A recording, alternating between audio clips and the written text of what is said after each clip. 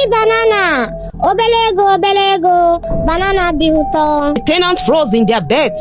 The sound drifted through the hallways, soft at first, like a whisper carried by the wind. Some thought it was a child outside selling bananas late into the night. But as the voice grew louder, clearer, it became evident the sound was coming from inside the house. A woman, Adora, living in apartment 3, sat up in fear. She nudged her husband. Chuka, did you hear that? Her husband grumbled, half asleep. Go back to sleep. But Adora could not sleep because the sound was now right outside their bedroom door. A faint knocking. Obelego, banana dị ụtọ. She woke up screaming, her heart breaking anew each morning. Nena, the banana girl. In the heart of Awadobosi, where the streets are always alive with the sound of commerce, a young girl walked barefoot on the hot, dusty roads. Her name was Nena, a child of only 8, yet she carried the weight of a family on her small shoulders. Her world was different from that of other children. While many her age were in school, learning to read and write, Nena's classroom was the open market, and her lessons were survival. Every morning, before the first rays of sunlight touched the earth, she was already awake. In a small single-room apartment with cracked walls and a leaking roof, her mother, Mama Nena, carefully peeled ripe bananas, packing them neatly in a tray. Nena, biko, hurry up. Her mother's tired voice called out. Nena was already tying the faded wrapper around her tiny waist. She rubbed her sleepy eyes and picked up the tray, balancing it carefully on her head. Her little brother Chiemelie, barely 5 years old, sat on the mat in the corner, watching her. His stomach growled, but he said nothing. He had learned that complaints never brought food, only more sadness. Nena forced a smile, stepping over to rub his head.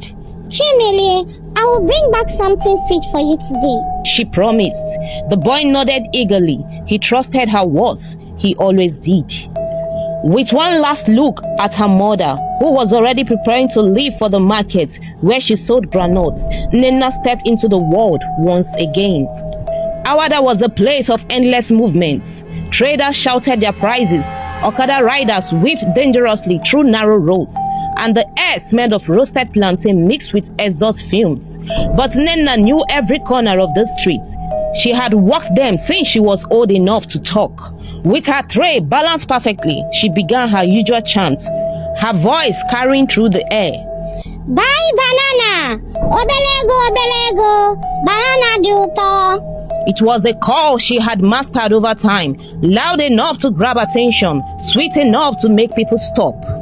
She walked from streets to streets, dodging careless drivers, weaving through crowds and smiling at familiar faces.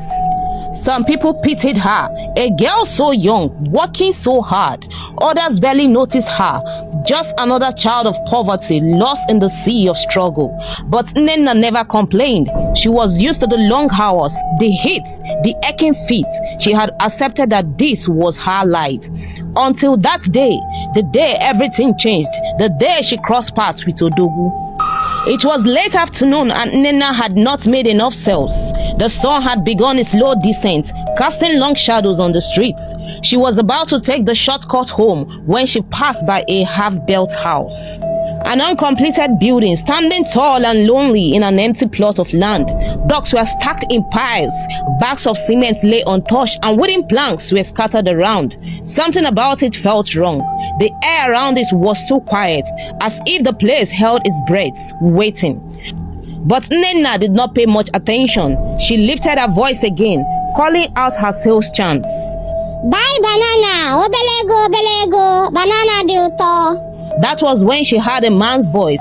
Wanyoma. She froze for a moment, looking towards the building.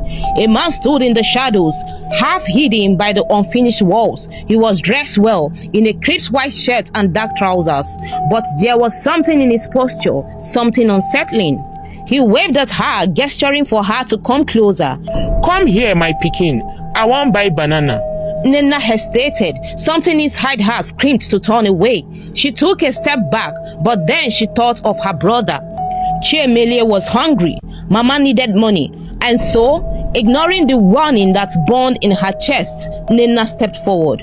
Her small feet crossed the threshold into the shadows of the uncompleted building. The tray on her head wobbled slightly, but she quickly steadied it.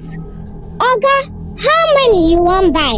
She asked, forcing a polite smile. The man's lips coiled into something that was not quite a smile, and then the world went dark.